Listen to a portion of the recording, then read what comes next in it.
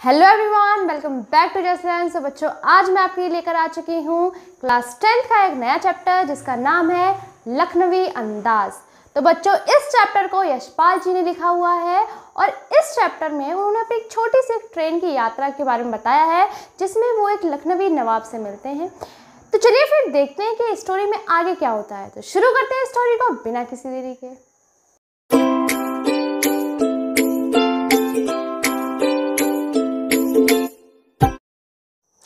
सो बच्चों, जैसा कि मैंने आपको स्टार्टिंग में बताया कि इस स्टोरी में जो लेखक हैं, जो यशपाल जी हैं, उन्होंने अपनी एक छोटी सी ट्रेन की यात्रा के बारे में बताया है और उसमें उन्होंने एक वो लखनवी नवाब से मिले थे उसके बारे में उन्होंने बताया है कि उनके साथ क्या हुआ था वहाँ पे। तो कहानी की शुरुआत कुछ ऐसे होती है कि जो लेखक हैं उनको अपने घर से थोड़ी दूर पर कहीं जाना होता है क्योंकि उनको एक नई कहानी लिखनी होती है। तो वो भीड़ से बचने के लिए एकांत ढूंढते हुए और ट्रेन की खिड़की से प्राकृतिक दृश्यों को देखने के लिए वो एक लोकल ट्रेन का सेकंड क्लास टिकट खरीद लेते हैं, जिससे कि वो एक नई कहानी सोच सकें एकांत में बैठकर। फिर क्या होता है, वो स्टेशन पर जाते हैं। वो स्टेशन पे जाते हैं तो वहाँ पर उन्हें सुनने में आता है स्टेशन पे कि ट्रेन जो है वो निकलने वाली है, छूटने वाली है। तो क्या होता है कि वो तुरंत ही एक खाली डब्बा देखकर उसमें चढ़ जाते हैं। लेकिन क्या होता है, वो सोच के तो ही चढ़ते हैं कि वो डब्बा खाली है, लेकिन जैसे ही वो उस डब्बे में चढ़ते हैं तो वो क्या देखते हैं कि उनके सामने वाली सीट पे एक लखनवी नवाब है। वो आराम से बिल्कुल पालती मार कर बैठे हुए हैं और उनके सामने एक टॉवल बिछी हुई है जिस टॉवल के ऊपर फ्रेश खीरे रखे हुए हैं। दो फ्रेश खीरे रखे हुए हैं उनके सामने। तो लेखक को बड़ा अजीब लगता है, तो लेखक वहाँ उनके सामने ही जाकर, लखनवी नवाब के सामने जाकर बैठ जाते हैं। लेकिन जो लेखक हैं वो इस चीज़ को महसूस करते हैं कि जो लखनवी नवाब है उनको बिल्कुल भी लेखक को देख के खुशी नहीं हुई। और तो वो अनुमान लगाते हैं, लेखक अनुमान लगाते हैं कि शायद ये जो नवाब हैं ये अकेले ये भी एकांत के लिए इस डब्बे में बैठे होंगे। इन्होंने सोचा होगा कि आराम से एकांत में यात्रा करेंगे, लेकिन मैं बैठ गया हूँ यहाँ आकर तो इनको ये चीज़ अच्छी नहीं लग रही है। इनको ये अच्छा नहीं लग रहा है कि मैं यहाँ बैठा हूँ आकर, ये जो इनकी एकांत है ये इनका भंग हो गया है। तो ऐसे वो दिमाग में मतलब सोच रहे थे, अनुमान लगा रहे थे उनके बारे में कि शायद उनको ऐसा महसूस हो रहा होगा क्योंकि वो लेखक हैं, उनका काम है अनुमान लगाना, इसी से वो नई कहानियाँ बनाते हैं। तो वो अनुमान लगाना उन्होंने शुरू कर दिया कि इनको ये सब चीज़ें पसंद नहीं आ रही है, ये एकांत में रहना चाहते थे और मैं यहाँ आकर बैठ गया हूँ इसलिए इनको ये पसंद नहीं आ रही है ये चीज़।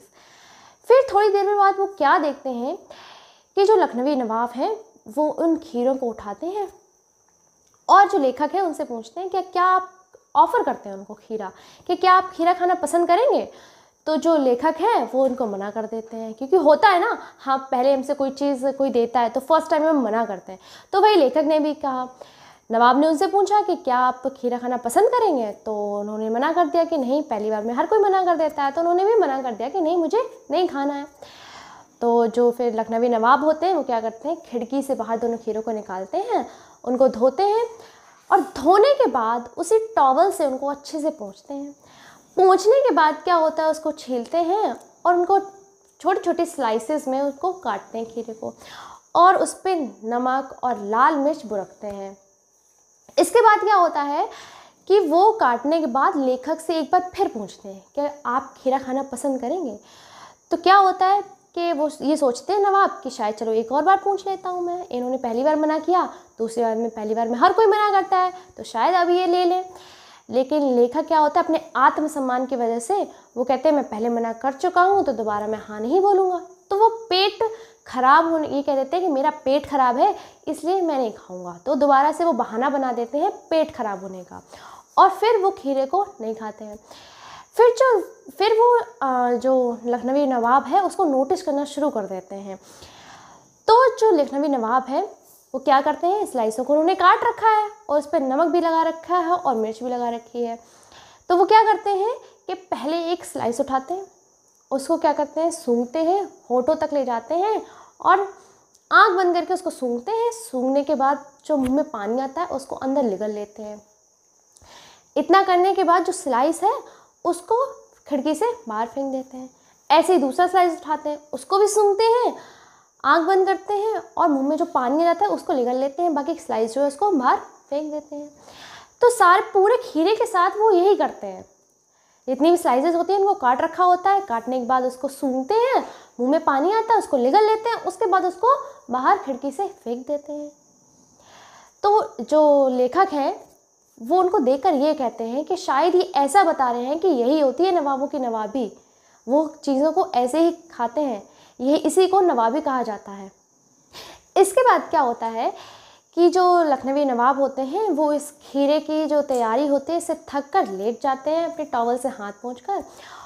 तो जो लेखक होते हैं वो सोचते हैं कि क्या खीरे को सूंघने से और जो मुंह में पानी आता है उसको निगलने से क्या पेट भरा जा सकता है। तो इतनी ही देर में जब वो ये कहते हैं तो जो लखनवी नवाब है वो तेज़ से डकार लेते हैं और कहते हैं कि खीरा लजीज तो होता है लेकिन पेट पर बोझ डाल देता है। लेखक को बड़ा ही आश्चर्य होता है ये चीज़ देखकर, क्या किसी खीरे को, किसी चीज़ को सूंघकर अगर उससे पेट भरा जा सकता है। तो वे ये सोचते हैं कि ज़रूरी नहीं है कि इसी कहानी को लिखने के लिए हमारे पास पात्र हों या कोई स्टोरी हो, एक कल्पनाएं हो, ज़रूरी नहीं है। कोई भी कहानी कभी भी लिखी जा सकती है किसी भी चीज़ के ऊपर। तो उन्होंने इसी के बारे में वर्णन किया है कि ज़रूरी नहीं है कि हमारे पास अलग अलग तरह के पात्र हों, अलग अलग तरह की जगहें हों, स्थान हों। हम हर किसी पर कोई ना कोई कहानी लिख सकते हैं। जो भी हमने अपनी लाइफ में देखी होती है वो भी एक कहानी ही होती है, चाहे वो छोटी सी एक सारांश हो किसी का, कुछ भी हो, छोटी सी यात्रा में एक कहानी बन सकती है। तो उसी को इन्होंने इस स्टोरी में समझाया है। तो अगर आपको स्टोरी समझ में आई है तो लाइक करिए। All the very best.